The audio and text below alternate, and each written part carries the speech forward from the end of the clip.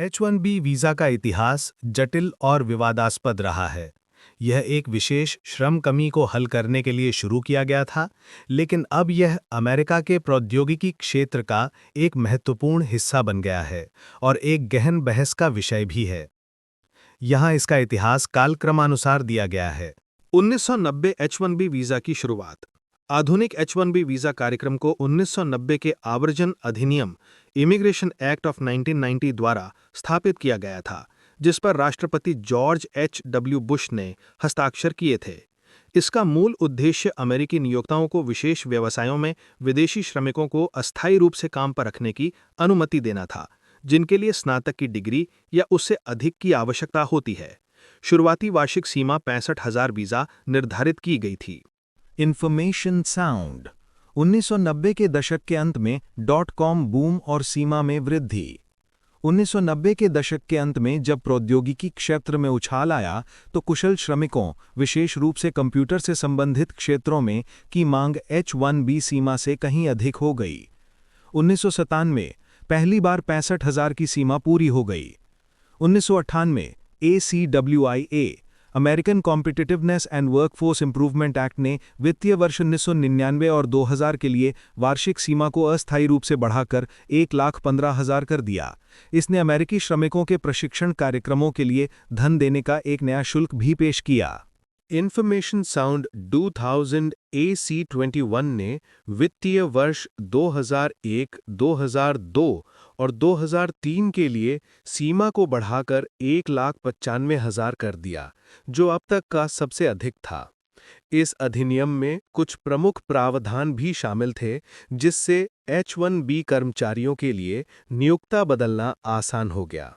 सीमा वापस और नई लॉटरी प्रणाली। .com संकट के बाद अस्थायी सीमा वृद्धि समाप्त हो गई और वार्षिक सीमा 2004 में वापस मूल 65,000 पर आ गई।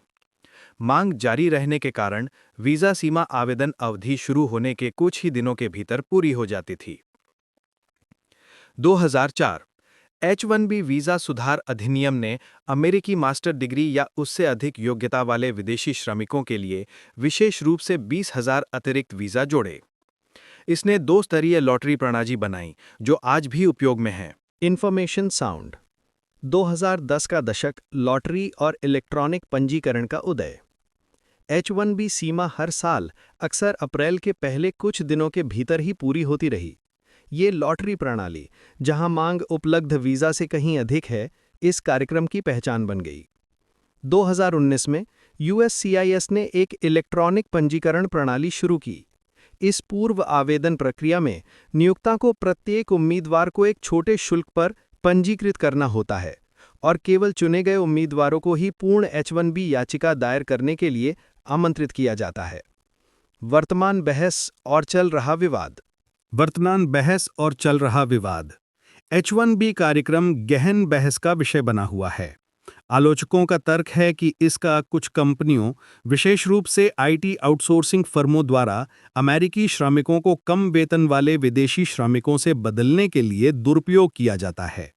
दूसरी ओर, प्रौद्योगिकी उद्योग के समर्थक तर्क देते हैं कि यह कार्यक्रम महत्वपूर्ण प्रतिभा की कमी को पूरा करने, नवाचार को बढ़ावा देने और अमेरिका की वैश्विक प्रतिस्पर्धी बढ़त बनाए रखने के लिए आवश्यक है। हाल की खबरों के अनुसार H-1B वीज़ा कार्यक्रम में एक महत्वपूर्ण नई नीतिगत बदलाव किया गया है। यहाँ इसके मुख्य बिंदु दिए गए हैं। $1,00,000 का नया शुल्क।